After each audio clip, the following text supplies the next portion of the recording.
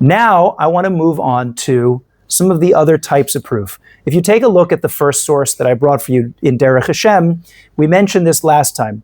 Ramchal, Rabbi Moshe Chaim Luzzatto, says that there's a few places that we can know that there is a God. Number one is through tradition. That's the first thing he says. They taught them to their children, generation after generation, etc., etc.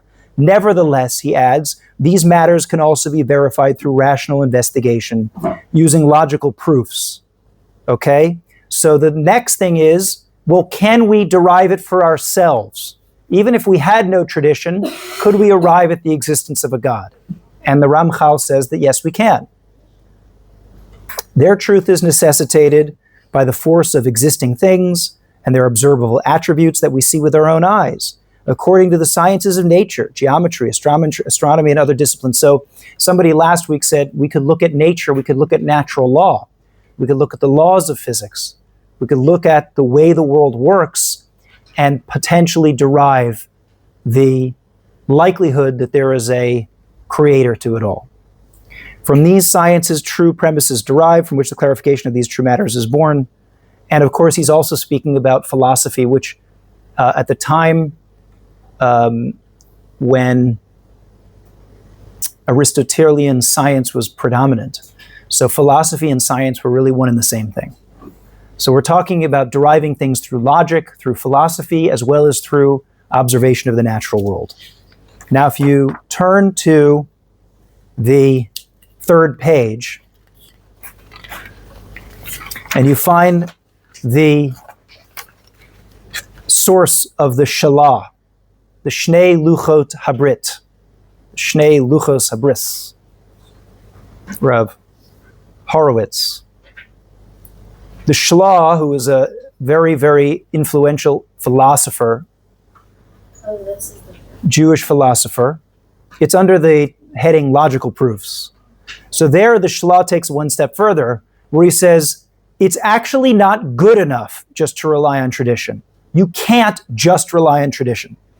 Everybody, now we're getting into starting to talk about how do you fulfill the mitzvah of Emunah. According to the Shalah, you haven't fulfilled the mitzvah if you're just relying on your parents.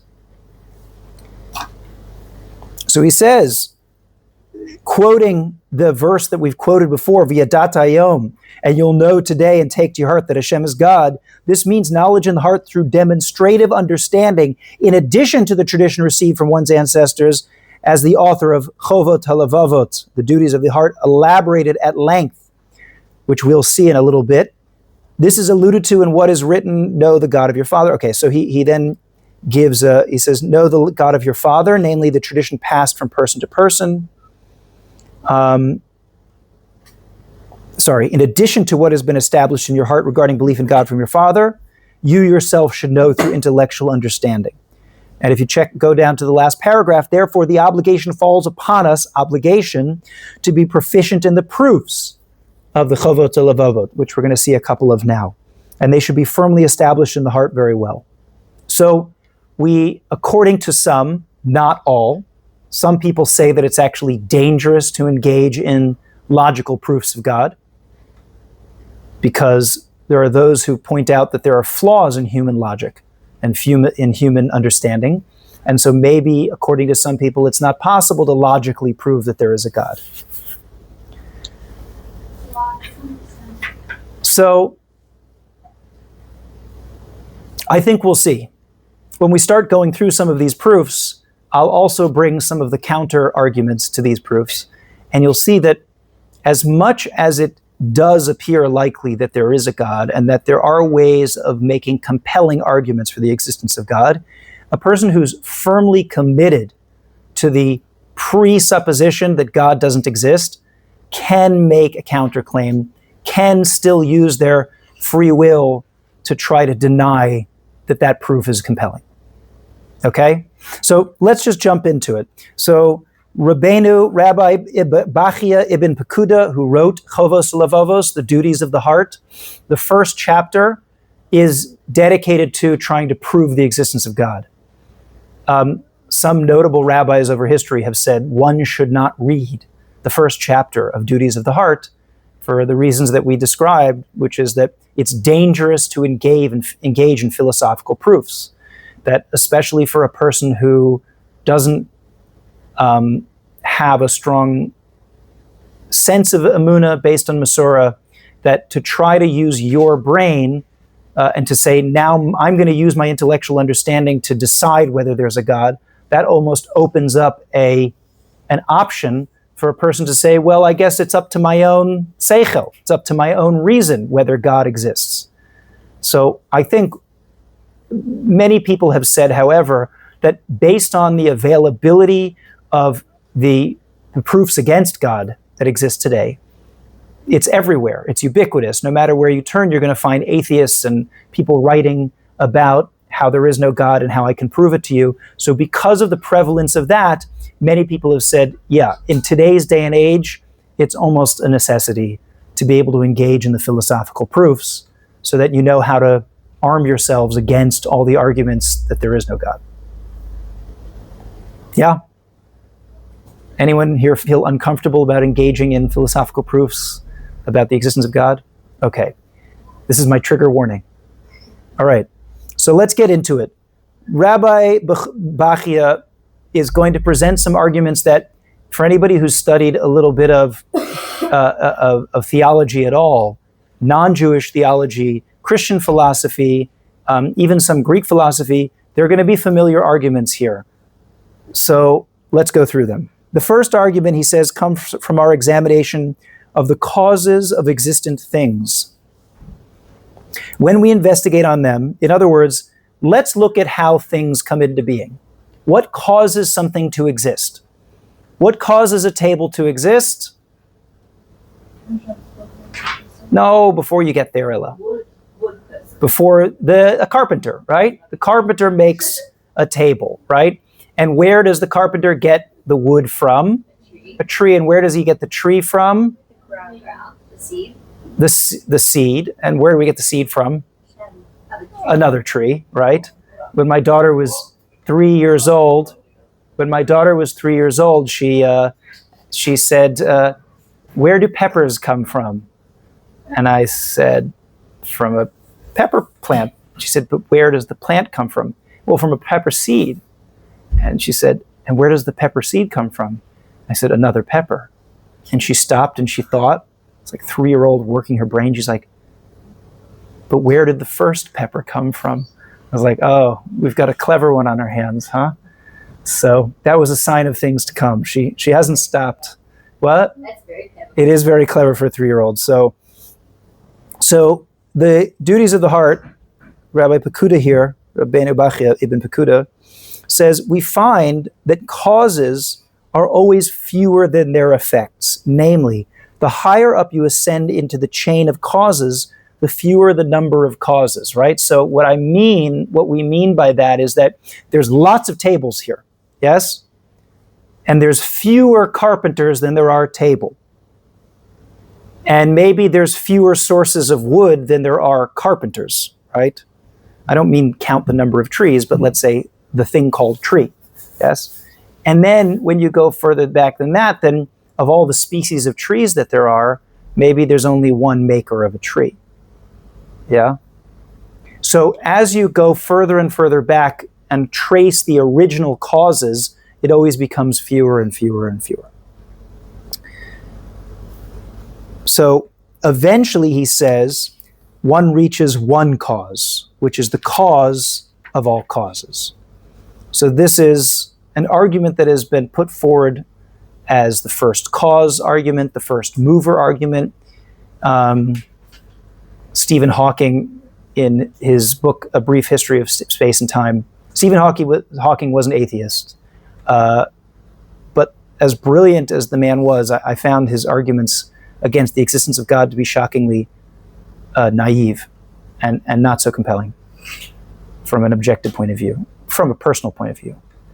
So he tells a story about how the universe came from the Big Bang and created all the atoms, and somebody in the audience said, that's ridiculous. Well, we all know that, he says, the earth is suspended in space and it's held together by gravity, and And somebody in the audience said, well, that's preposterous because we all know that the earth is carried on the back of a giant turtle. Right? This was somebody's indigenous mythology that the earth is. And he said, oh, okay, but what is that turtle resting on? And the woman laughed and said, well, isn't that obvious? More turtles. So this is kind of the idea that like you could, and people have made the argument that the universe is eternal. This is a counterclaim to that argument. In other words, we ask ourselves, let's start over, right? Where did the universe come from? Everything has an origin. That's essentially what we're saying. Anything that you see came from somewhere. It had a beginning, and it will probably have an end. So where did it come from? You came from your parents, right? And they came from their parents. So there isn't some eternality to the things that we see in existence. So we should be able to ask, where does the world come from? Well, the world comes from, collected bits of stardust. And where does that come from? Other stars. And where do the other stars come from? The Big Bang, where did the Big Bang come from? That's essentially what we're asking. And there's really two answers to that.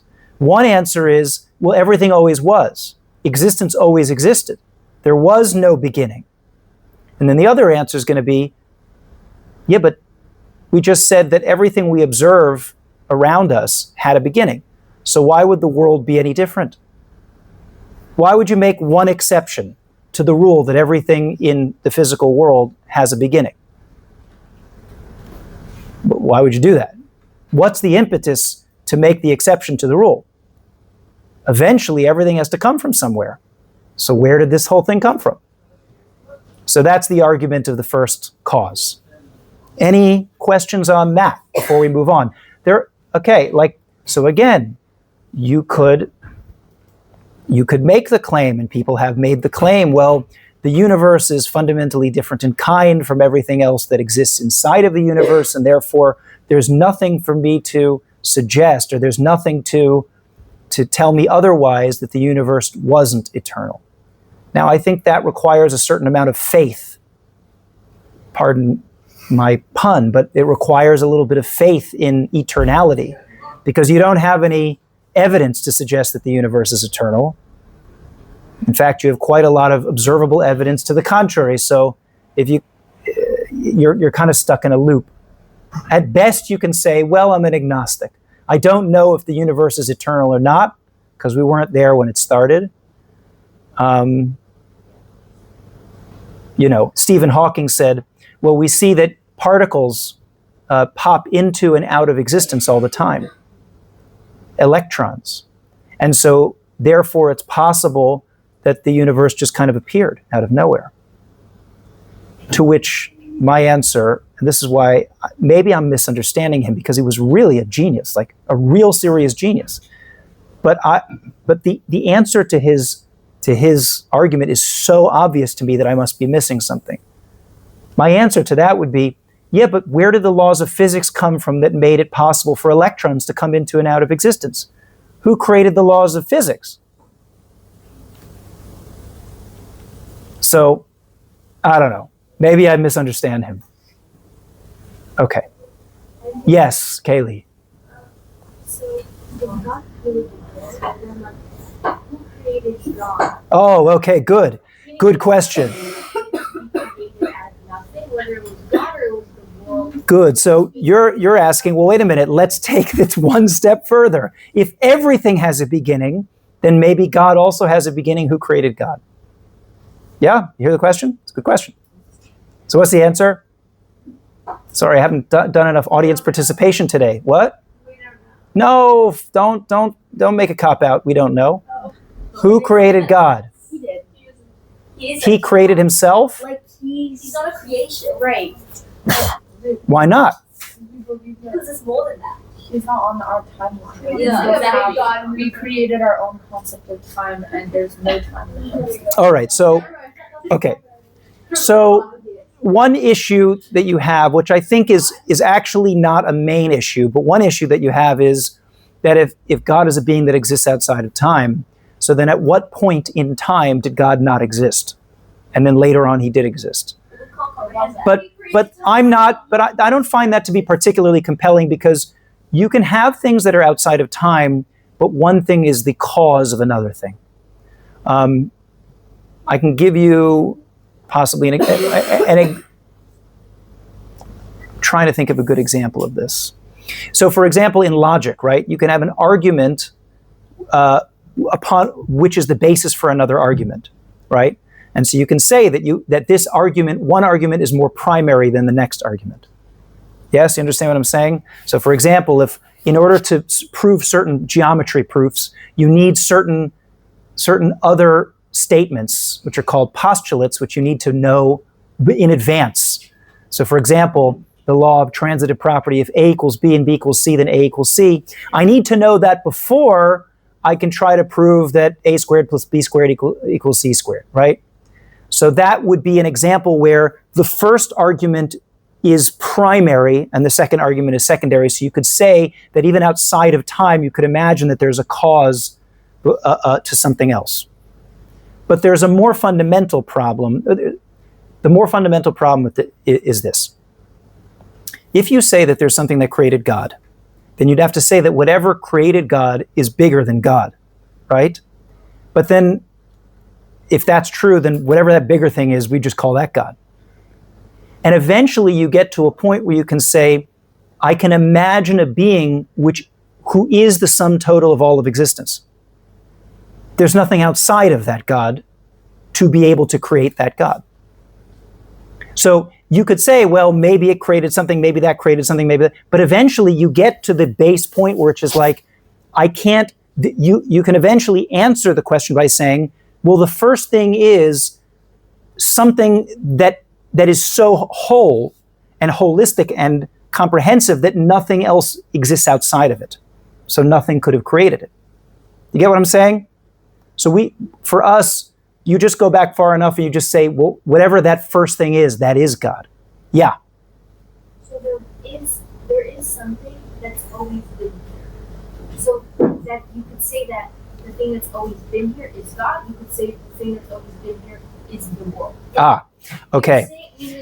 Oh, good. Okay. So Kaylee's making good. Thank you, Kaylee. I'm loving this. So Kaylee's like, well, hold on a second. How is God different from the world such that we can say God is the original thing, but the world isn't? How would you answer that question? What's the difference between God and the universe?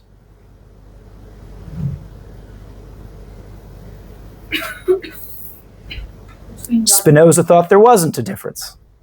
God created the universe. Spinoza was a Jewish heretic. He was raised frum, and then he had his own crazy ideas about how what's called pantheism, God is the natural world. Right? Now, he was wrong for various reasons, but one of the ways to answer that, Kaylee, is the difference between God and the universe is that the universe exists in finite space and time. So you can always imagine something bigger or greater. The universe itself is not whole, is not perfect, is not complete. You could always imagine something greater than whatever universe we're in now. Therefore, the universe, by definition, is not the greatest thing that could possibly be. Whereas when you start to get outside of the realm of time and space, you can say, now I can imagine there's a non-physical entity that is all-encompassing, that is whole, that is perfect, that there can't be anything greater than that. That's the difference. That's how it's possible to say that God is the original source, whereas the universe is like, I could break that. It could be gone tomorrow. So therefore, there's no way to say that it was here forever. Right? Does that help? Or are you still bothered? Like, kind of, but I'm still bothered. Right. Okay. The thing to get, and we can, to think about this, is simply that the physical world is by definition something that has a beginning and a middle and an end. Right? We see in the observable world that things are not eternal. So you can apply that principle to the world itself and to the universe itself, because we understand that the universe, even physicists say that the universe isn't infinite. It's expanding. So how could it be expanding if it's already everything? So we already know that the physical world is finite, which means that it's highly unlikely that it would be eternal. Whereas when we talk about a non-physical entity, then we can talk about things that are in the realm of infinity. Okay, yeah, Dahlia. Okay, all right, let me know if you, okay. Let's move on to another proof that Rabbeinu Bachai brings. Yes, go ahead. Why do we, like, what is the reason that atheists think that the world began? Why do they think the world began? No, like, well, I guess, but I'm saying, like, what's the reason that they think it began? So atheists have a number of options that they can choose from. Saying, yeah, Number one is they can say there's a Big Bang, but because of the laws of physics. In other words, the Big Bang was preceded by a previous universe, which expanded, reached a limit, and then shrunk, came back into a single entity, and then expanded again. And it's kind of like an accordion universe, because that's just the way that the laws of physics work. So it's eternal. So like I said, it's eternal. It requires a certain level of faith to be able to say, this is great. So you've heard of Watson and Crick? What are they famous for? They were famous for discovering the double helix formation of the human genome, right? So they did, but they just forgot to share credit with the female who helped them discover it. No, they did it together. Don't malign men more than you need to, Like, men have done some shocking things, but it's not, you don't win the argument by saying, what is that phrase, all men are trash, right? It's like, no, they're not. Some men are trash. But like, to say that all men are trash, like, doesn't help your case.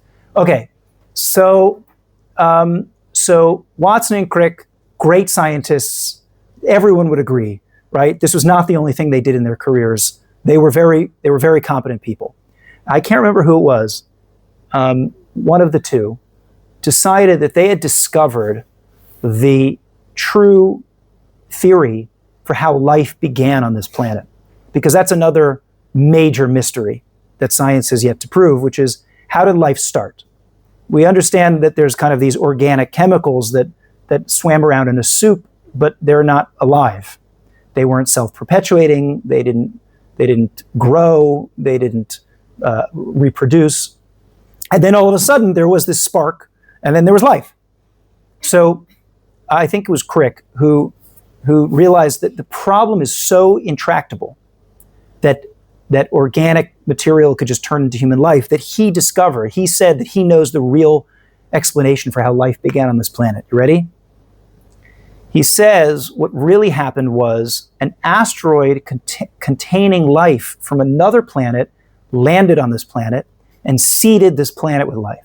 And that's how life began. So where that comes from? That's the real question, is I have to assume that I'm missing something here, because these people are not stupid, right? When you have even if you disagree with somebody, you must acknowledge when somebody is intelligent. You always want to give the best possible, what's called steel manning. You want to give the best possible argument for the person you're disagreeing with, and still say, even if it's the best argument you can come up with, it's still wrong. It avoids the question entirely to say that life came from another planet, because exactly as you guys intuited, which is that just begs the question, well, where did life start from on that planet? So this is kind of the faith that's being assumed here by the people who don't believe that there's an original creator, is to say, instead, I believe that the universe is eternal, or that there's infinite numbers of parallel universes, right? And we are one of just infinite numbers of parallel universes, and therefore there's so many universes out there, but it's like, but you have no evidence for this, and you've never seen these, and where do the universes come from? So it just continues to beg the question. Now, on to the next proof. Rabbi Pekuda says, there are some people who claim that the world came into being by chance, without a creator who created it and without a maker who formed it. It is amazing to me how a rational, healthy human being could entertain such a notion. He wrote this over 1,000 years ago. If such a person heard someone else saying the same thing about a water wheel, which turns to irrigate part of a field or a garden, saying that it came to be without a craftsman who designed it and toiled to assemble it, and placed each part for a useful purpose, the hearer would be greatly amazed, consider him a complete fool, and be swift to call him a liar. So today, this is known as the watchmaker's argument. Have you ever heard this before? If you found a watch in the desert, and somebody said to you, yes, well, the wind kind of blew all these pieces together, some lightning bolt maybe like struck a piece of iron ore and turned it into like a tightly formed coil and a tightly formed cog, and then they were like all kind of blowing around together in a desert tornado, and the tornado just kind of happened to put together this watch, right, which works perfectly and tells the time. So you would think that that person's insane. So he says, and since he would reject such a notion for a mere, simple, insignificant water wheel, which requires but little ingenuity and which rectifies but a small portion of the earth, how could he permit himself to entertain such a notion for the entire universe, which encompasses the earth and everything in it, and which exhibits a wisdom that no rational human intellect is capable of fathoming, and which is prepared for the benefit of the whole earth and everything on it? How could you claim that it came to be without purposeful intent and thought of a capable wise being? So in other words, if we're talking about deriving the knowledge of God from looking at the universe itself, right? Forget about the philosophy of, who created the first thing, who was the first creator. Just look around. The human eye is infinitely complex. We still can't replicate a fly's wings in a lab. We just can't do it. What? It's supposed to picture of a cell. Right. So a cell, if you zoom in and you look at the mitochondria and you look at the, all the different pieces of like how a cell functions, we can't reproduce that. There are people in MIT who are trying to create these little tiny insect robots that fly, but they last for like 5 minutes and they don't fly that well. Like, we're not even close. Surely we'll get to a point where we can. So we'll get to a point where we can get close, but even today's, let's say, organ replacements, right, still are not as good as the real thing. But even then, you would still say, and even if we got to a point where it is that good, you'd say, well, what created that new organ or that new fly robot? Human intelligence. So if it required that much intelligence to create something that is kind of as good as that which exists in nature, so then all the more so that the natural world itself, which we are still baffled by how it works in so many ways, there must be what's called an intelligent designer behind it. So that's the other argument, the watchmaker's argument, the argument from design. Some people, more recently, people who are kind of on the cusp of agnosticism, who are very, very convinced by what's called the fine-tuning argument, which is that the probability that the universe would have the properties. So, for example, we know that there are certain constants in the universe, right? The constant of gravity, right, is a certain number, 9 point something, right? We know that there are constants like the weak and strong gravitational force. If those forces were off by just a couple of millionths of a degree, the whole universe would collapse on itself.